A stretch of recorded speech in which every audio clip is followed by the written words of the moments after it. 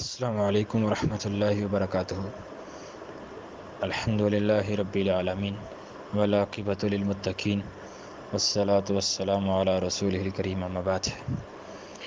ہمارا سلسلہ تعارف صحیح البخاری کا دوسرا سیشن ہے۔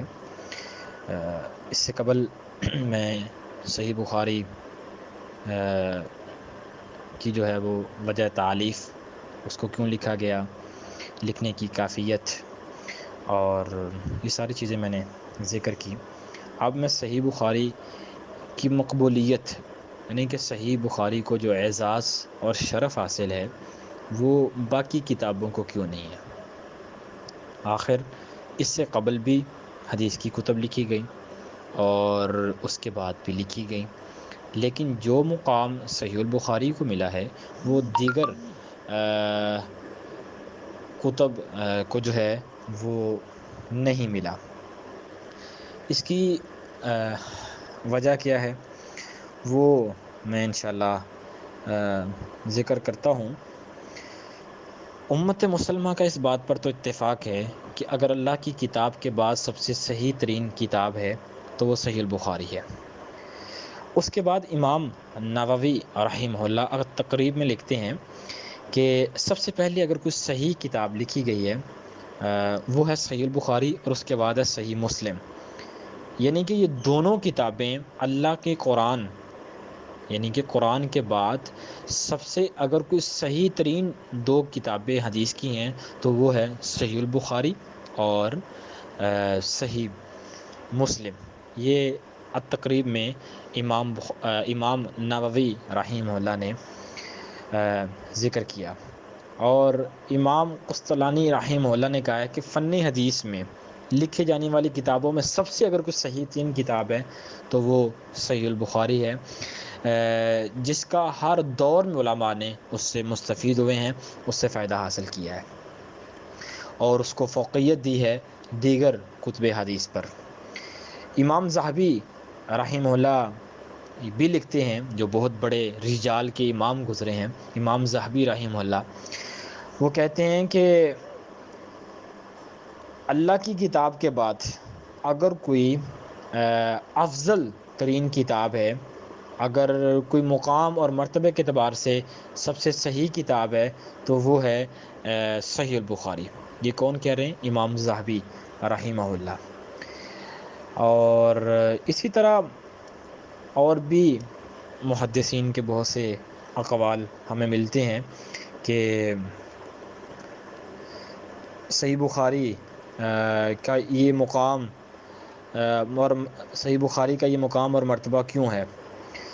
تو اب اس کی وجہ کیا ہے؟ یعنی کہ یہ جو تمام ائمہ محدثین کہہ رہے ہیں کہ یہ اللہ کی کتاب کے بعد صحیح ترین کتاب ہے، افضل ترین کتاب ہے، تو اس کی وجہ کیا ہے؟ آخر وجہ بھی تو جاننا ہے نا، کہ آخر کیا ریزن ہے کہ اتنا مقام اور مرتبہ ملا ہے۔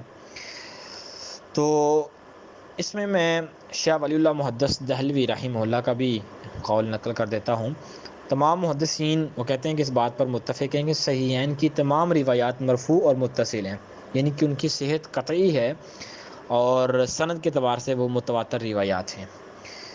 تو اب اس کی وجہ کیا ہے؟ اس کی وجہ یہ ہے کہ امام بخاری رحمہ اللہ نے جن شرائط کی بنیاد پر روایات کو اپنی کتاب میں نقل کیا، وہ روایات اور کسی امام نے، وہ شرائط کسی اور امام کے ہاں نہیں لگی۔ یعنی کہ اب میں اس کی آسان مثال دیتا ہوں۔ میں نے ایک ادارہ کھولا ہے اور میں اس ادارے میں کچھ اپنا سٹاف رکھنا چاہتا ہوں، اور میں اپنی شرائط رکھ دیتا ہوں کہ اس کا اتنا ایکسپیرینس ہوگا اور اس کی یہ کوالیفیکیشن ہوگی اور وہ ہینڈس اپ ہوگا، یہ ہوگا، وہ ہوگا۔ یعنی کہ یہ تمام شرائط رکھتا ہوں، یعنی کہ وہ جو میں نے اپنے ادارے کے لیے شرائط رکھی ہیں کہ ان شرائط کے اوپر اگر کوئی بندہ پورا اترے گا تو اس کو میں مطلب ایک ٹیچر ہائر کروں گا یا پرنسپل ہائر کروں گا، تو وہ شرائط کوئی اور ادارہ نہیں رکھتا۔ یعنی کہ ان کی شرائط نارمل ہیں، میری ذرا شرائط جو ہیں وہ اپنے ادارے میں رکھنے کے لیے تھوڑی سخت ہیں۔ تو اسی طرح امام بخاری نے جو کتاب لکھی ہے، حدیث لکھتے وقت بھی شرائط ہوتی ہیں، تو وہ شرائط جو امام بخاری نے رکھی ہیں وہ دیگر ائمہ محدثین کے ہاں نہیں تھیں اور نہیں بعد میں بھی نہیں تھیں. تو اس لیے امام بخاری کی جو کتاب ہے اس کو یہ مقام اور مرتبہ ملا ہے کہ محدثین اور ائمہ کی زبانوں پہ یہ بات زد عام ہے کہ امام بخاری کی کتاب کا مرتبہ اور مقام بہت ہے. تو اب امام بخاری نے کوئی اپنی طرف سے تو وہ بات کہی نہیں ہے اور کہیں اس کو ایک جگہ جمع بھی نہیں کیا، لیکن جو صحیح بخاری کو سمجھتے رہے اور جنہوں نے صحیح بخاری کو پڑھا اور سمجھا پڑھایا، انہوں نے تدبر اور تفکر کیا، یعنی کہ اس میں غور و فکر کیا، تو ان کو کچھ شرائط ملی. سب سے پہلی جو شرائط امام بخاری کی شرط جو تھی وہ یہ تھی کہ امام بخاری جو روایت نقل کرتے ہیں اس کی سند اول سے آخر تک، یعنی کہ امام بخاری سے لے کے اللہ کے نبی تک تمام کا جو دورانیہ ہے وہ دورانیہ ہے صحیح، یعنی کہ اس کے اندر کوئی ایسی چیز نہیں ہے، کسی ایک راوی کے اوپر کوئی مسئلہ نہیں ہے، بلکہ تمام راوی ثقہ ہیں اور ان کی سند متصل ہے. اور جو راوی ہیں وہ مسلمان ہیں، عادل ہیں، ضابط ہیں، یعنی کہ ان کا حافظہ ٹھیک ہے، صادق ہیں، سچے ہیں، مسلم ہیں، سلیم الاعتقاد، یعنی کہ ان کو یاد ہے کہ ہم نے یہ حدیث سنی ہے، اور سلیم الذہن ہے، ان کا حافظہ بہت ذہین ہے، اور قلیل الوہم ہے، یعنی کہ ان کو وہم نہیں ہوتا. بعض بندے ہوتے ہیں ان کو بڑا وہم ہوتا ہے، تو امام بخاری نے کثیر الوہم بندے سے روایت ہی نہیں لی. تو یہ پہلی شرط ہے. دوسری شرط کہ حدیث کی سند متصل ہے، یعنی کہ اس میں انقطاع نہیں ہے. بعض جگہ بعض کتب میں آپ کو روایات ملیں گی ان میں انقطاع آتا ہے، یعنی کہ ایک راوی کی دوسری راوی سے ملاقات ثابت نہیں ہے، اس نے اس کا زمانہ نہیں پایا، یعنی کہ یہ چیزیں ہیں. لیکن اس کتاب میں یہ بات نہیں ہے. یہ دوسری شرط ہے. اور تیسری شرط یہ ہے کہ